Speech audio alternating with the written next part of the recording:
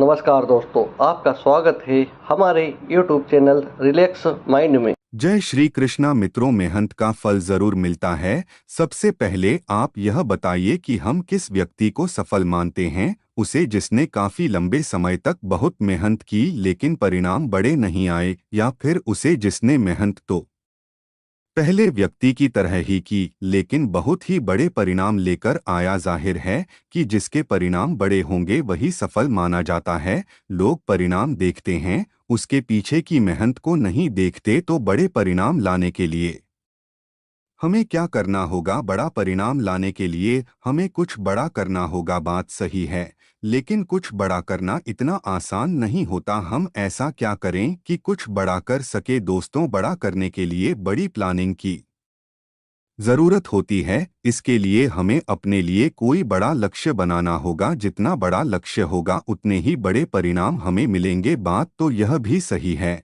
लेकिन बड़ा लक्ष्य बनाने के लिए हमें क्या करना होगा? यह प्रश्न इसलिए पूछ रहा हूं क्योंकि दुनिया में बहुत ही कम लोग बड़ा लक्ष्य बनाते हैं। सच तो यह है कि बड़ा लक्ष्य खुद के सामने रखना हर किसी के बात नहीं है, लेकिन फिर भी यदि हम बड़ा लक्ष्य खुद के सामने रखना चाहे तो इसके लिए हमें क्या करना होगा? बड़ा लक्ष्य खुद के सामने रखने के लिए हमें बड़ा सोचना होगा। जी हाँ, कुछ बड़ा सोच कर ही हम बड़े परिणाम हासिल कर सकते हैं। हमारी बड़ी सोच ही हमें बड़ी लक्ष्य पाने के लिए प्रेरित करेगी। जितना बड़ा लक्ष्य होगा उसे प्राप्त करने के लिए हम उतने ही बड़े काम करने के लिए खुद को प्रेरित करेंगे। जब काम बड़े होंगे तो रिजल्ट भी बड़े मिलेंगे, और दोस्तों, जब परिणाम बड़े होंगे तभी तो हम सफल बनेंगे। तभी तो लोग, यह दुनिया हमें एक सफल इंसान के रूप में मानेगी। यही तो हम सभी चाहते हैं कि पूरी दुनिया के सामने हम एक सफल इंसान बनकर सामने आए। तो अब यह स्पष्ट है कि हमारी बड़ी सोच ही हमें सफल इंसान बना सकती है। अगर ऐसा है तो समस्या क्या है? कोई भी बड़ा सोचकर सफल इंसान बन सकता है। लेकिन दोस्तों, यह इतना आसान नहीं है। यदि यह इतना ही आसान होता तो बड़ा सोचना कौन सी बड़ी बात है? हर कोई बड़ा सोच सकता है, फिर हर कोई सफल बन सकता है। जी नहीं, सच तो यह है कि हम सभी बड़ा सोच तो सकते हैं लेकिन बड़ा सोचते ही नहीं हैं। यही सबसे बड़ी समस्या है। हम सभी के अंदर बड़े से बड़ा सोचने की शक्ति है, लेकिन फिर भी हम बड़ा नहीं सोचते हैं। हम लोग बड़े सपने तो बहुत देखते हैं लेकिन बड़ा सोचते नहीं हैं। हम लोग बड़ी सफलता तो पाना चाहते हैं, लेकिन उसको प्राप्त करने के लिए कुछ बड़ा सोच नहीं पाते। हम लोग करोड़पति या अरबपति तो बनना चाहते हैं, लेकिन अरबपतियों जैसी सोच नहीं रख पाते। अब सबसे बड़ा सवाल यह है कि हम लोग बड़ा सोचते क्यों नहीं हैं? प्रश्न का उत्तर जानकर आपको आश्चर्य होगा, क्योंकि उत्तर यह है कि बड़ा सोचने के लिए बड़ी हिम्मत की जरूरत होती है।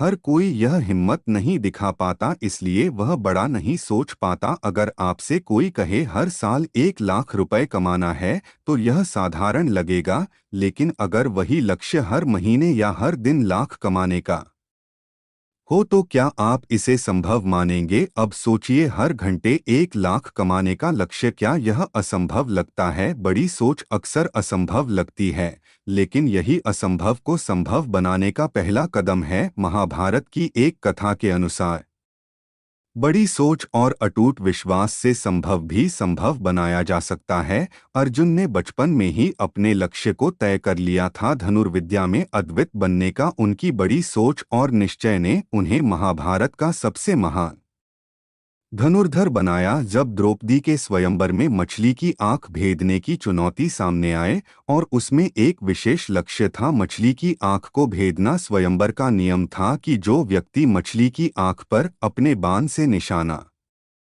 लगाएगा वही द्रौपदी का पति बनेगा।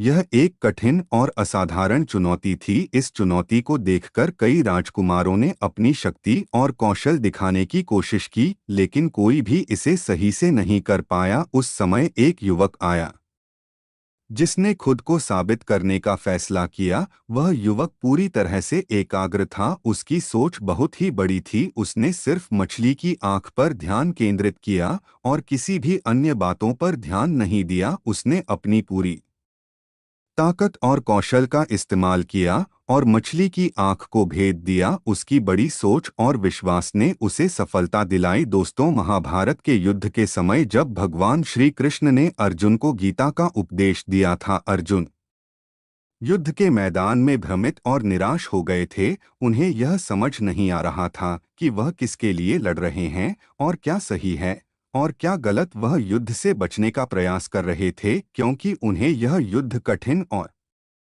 खतरनाक लग रहा था। लेकिन भगवान श्री कृष्ण ने उन्हें समझाया कि जीवन का उद्देश्य बड़ी सोच रखना है और उस पर विश्वास करना है। उन्होंने कहा, तुम केवल कर्तव्य निभाओ, बाकी सब कुछ भगवान के पर छोड़ दो। श्री कृष्ण ने अर्जुन को यह सिखाया कि अगर कोई अपने लक्ष्य के प्रति पूरी तरह से विश्वास रखता है और उसे प्राप्त करने का निश्चय करता है तो कोई भी बाधा उसे रोक नहीं सकती। अब इस कहानी को पहले वाली कहानी से जोड़कर देखें। जैसे उस युवक ने मछली की आंख पर पूरा ध्यान केंद्रित किया, उसे भेद दिया, वैसे ही अर्जुन ने श्री कृष्ण के उपदेश को समझा और अपनी बड़ी सोच और विश्वास के साथ युद्ध मैदान में उतरे। उसने पूरी तरह से अपने लक्ष्य पर ध्यान केंद्रित किया और असंभव को संभव बना दिया। ये दोनों कहानियां हमें एक ही संदेश देती हैं। अगर हमारी सोच बड़ी है और हम अपने लक्ष्य पर विश्वास रखते हैं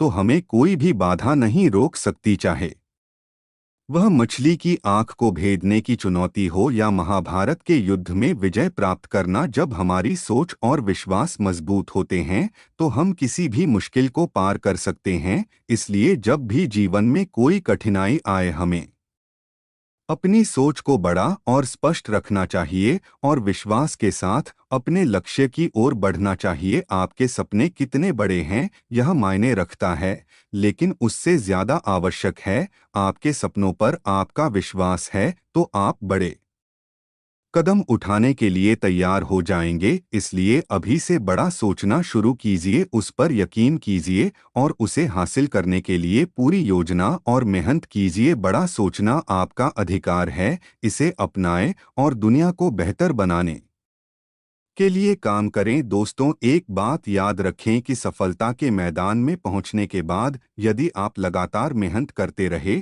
तो इतना निश्चित है कि आप खुद को संभाल भी लेंगे और सफलता के नए रास्ते भी खोज लेंगे। यह भी निश्चित है कि एक दिन ऐसा भी आएगा कि सफलता आपकी होगी और जब आप मैदान से बाहर नजर दौड़ा जाएंगे तो वहां बहुत से लोगों को मैदान में कूदने का इंतजार करते पाएंगे। इनमें से कुछ लोग वो भी होंगे जो आपके साथ सफलता के मैदान में कूदने आए थे लेकिन अब भी कूदने का इंतजार कर रहे हैं। सफलता का पहला मंत्र यह है कि सफलता के मैदान में जीत हासिल करने के लिए आपको सबसे पहले मैदान में कूदना होगा, अर्थात सफल होने के लिए शुरुआत सबसे जरूरी है। सफलता का दूसरा मंत्र यह है कि मैदान में जीत हासिल करने के लिए आपको वहां लगातार बिना रुके मेहनत करते रहना होगा, अर्थात सफल होने के लिए लगातार प्रयास भी सबसे जरूरी है। यदि आप सफलता के इन दोनों मंत्रों का उपयोग सफलता पाने के लिए करते हैं तो आपको जीतने से कोई नहीं रोक सकता। अधिकतर लोग इसलिए असफल नहीं होते क्योंकि उन्होंने सफल होने की अच्छी प्लानिंग नहीं की, बल्कि इसलिए असफल होते हैं क्योंकि उन्होंने अपने खुद के बनाए प्लान के हिसाब से चलने की शुरुआत ही कभी नहीं की। लोग सफलता के रास्ते पर चलने की शुरुआत ही नहीं करते। लोग शुरुआत क्यों नहीं कर पाते, इसके बहुत से कारण हो सकते हैं, लेकिन कारण जानने से भी ज्यादा जरूरी यह है कि सफलता के लिए शुरुआत कैसे करें। मुझे लगता है कि आप भी कारण से ज्यादा तरीके जानना ज्यादा पसंद करेंगे, अर्थात आप यह जानना अधिक पसंद करेंगे कि सफलता के मैदान में कैसे कूदा जाए। सभी जरूरी प्लानिंग करने के बाद अब शुरुआत करना जरूरी है, लेकिन इस बारे में अधिकतर लोग यही सोचते हैं कि शुरुआत कहाँ से और कब से की जाए। मैदान में कूदने का अर्थात शुरुआत करने का कोई मुहूर्त नहीं होता,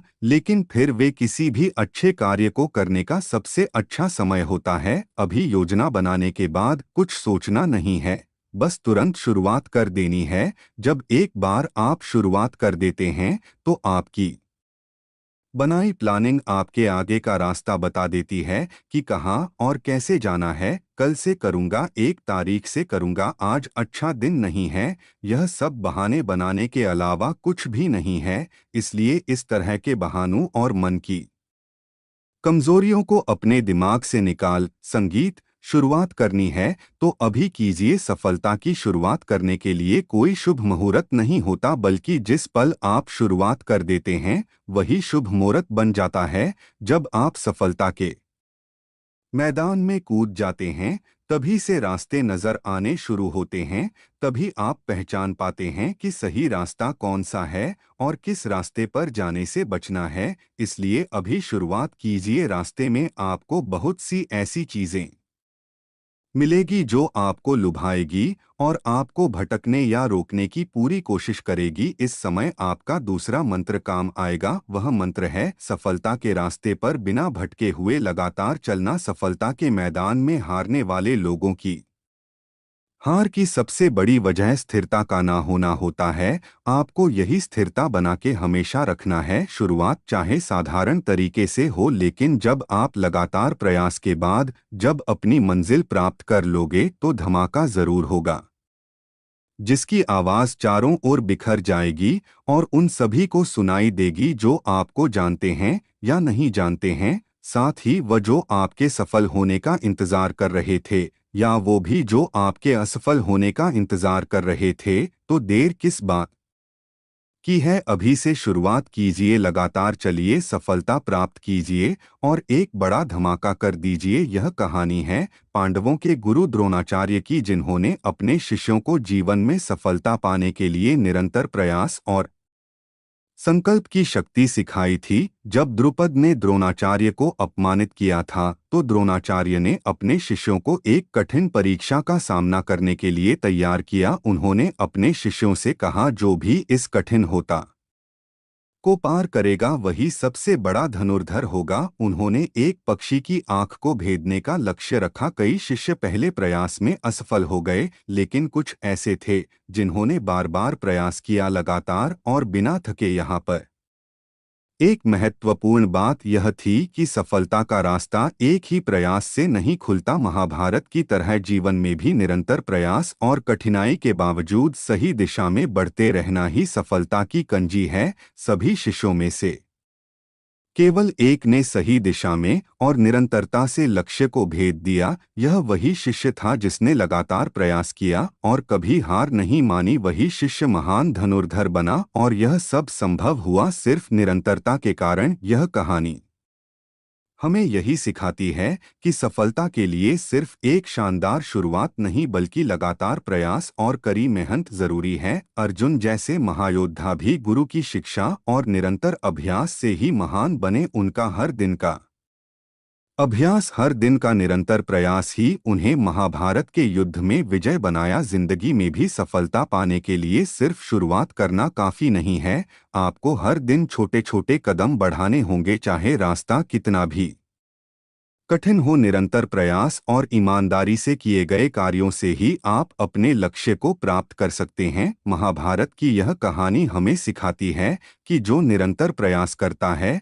वही अंत में सफलता को हासिल करता है। जीवन में चाहे कितनी भी कठिनाइयां आए, अगर हम एक लक्ष्य पर निरंतर ध्यान केंद्रित करें तो सफलता निश्चित रूप से हमारे कदम चूमेगी। तो अगर आप सफल होना चाहते हैं तो शुरुआत कीजिए और निरंतर प्रयास करते चाहिए। आपको जो करना है उसे पूरी मेहनत और नियमितता से करें। जैसे महाभारत के महान योद्धाओं ने किया, वैसे ही आप भी अपनी सफलता की ओर बढ़े। आपको यह वीडियो अच्छा लगा हो तो चैनल को सब्सक्राइब करें और कमेंट में जय श्री राधे लिखना ना भूलें। धन्यवाद।